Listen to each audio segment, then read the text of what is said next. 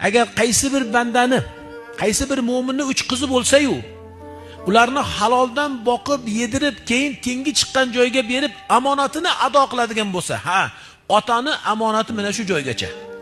Kuyovga berishligi bilan ota, dada o'zini amonatini ado qilgan bo'lar ekan.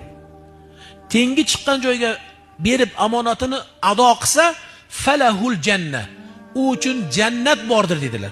3 ta qizga bashorat berdi. 3 ta qizga. Sahobalarning oralaridan birlari turdilarda, "Ya Rasululloh, agar birini 2 ta qiz bo'lsa-chi? 2 ta qizga ham jannat bormi?" degan ma'noda so'radilar. Rasululloh falahul janna. Unga ham jannat dedilar.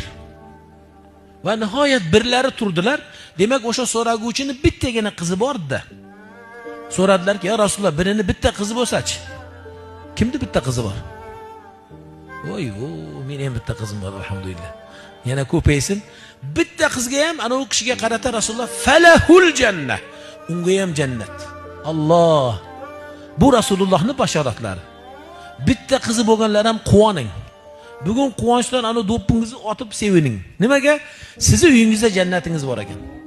Sizning uyingizda jannatingiz bor ekan. Hatto mana otaxonlar o'tiribdi. Nabira qizlaringizni bo'lsa ham suyib, erkalab quvoning.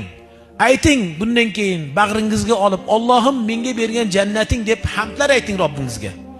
Har ko'rganingizda marhabo deb quchib, Payg'ambar alayhissalatu vasallamning sunnatlari Fatima onamiz kabi qizlarni har ko'rganlarida peshonalarini suyib qo'yardilar.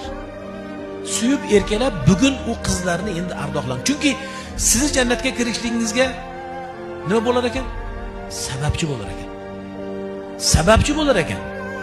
Shuni bilaylik.